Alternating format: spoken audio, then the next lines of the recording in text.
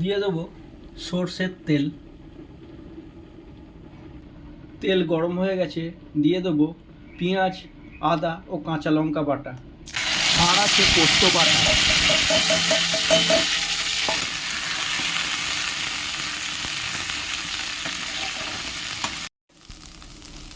দিয়ে দেবো সামান্য কসুরি মেথি।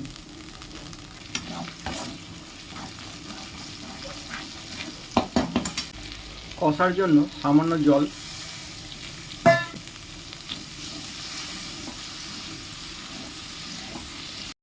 মশলা থেকে তেল ছাড়তে আরম্ভ করেছে, দিয়ে দেবো আরও খানিকটা জল।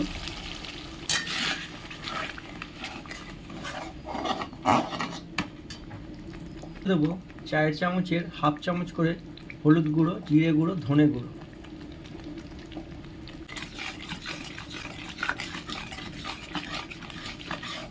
ভালো করে মিশিয়ে নেব, আর একটু কষবো সামান্য।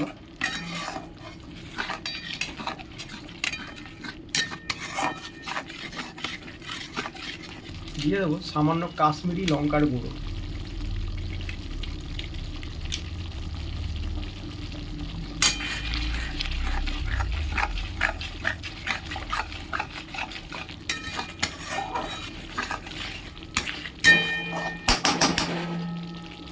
মশলা থেকে তেল ছেড়ে এসেছে, দিয়ে দেবো কিছু কেটে রাখা আলু, কিছু কেটে রাখা পটল। ভালো করে মিশিয়ে নেব।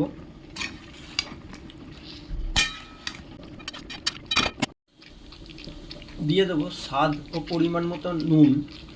মা একটু আজকে নুন কম দিতে বলেছে। আবার একবার মিশিয়ে নেব।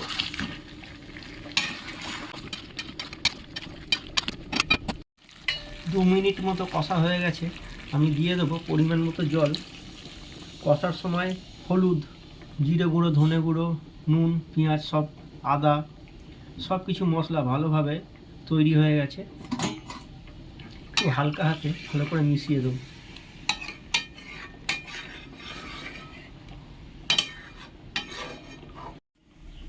এই সবজিগুলো বেশি মশলার সঙ্গে কষবো না, রান্নাটা এরকমই হবে।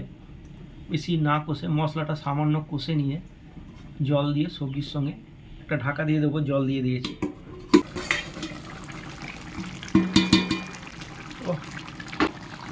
অসাধারণ একটা সুগন্ধ বেরিয়েছে।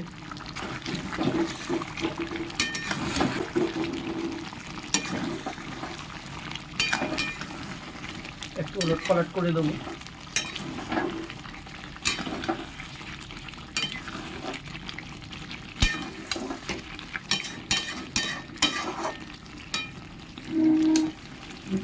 দেখি আলু সেদ্ধ হয়েছে নাকি।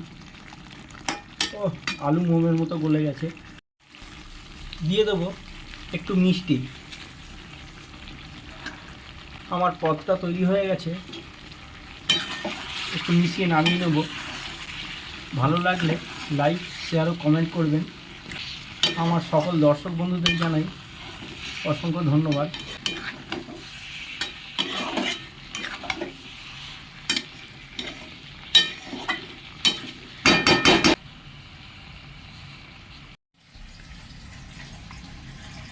গরম গরম পটল পোস্ত আলু খুবই চটজলদি ও সাধারণ একটা রান্না, ও খুবই সুস্বাদু।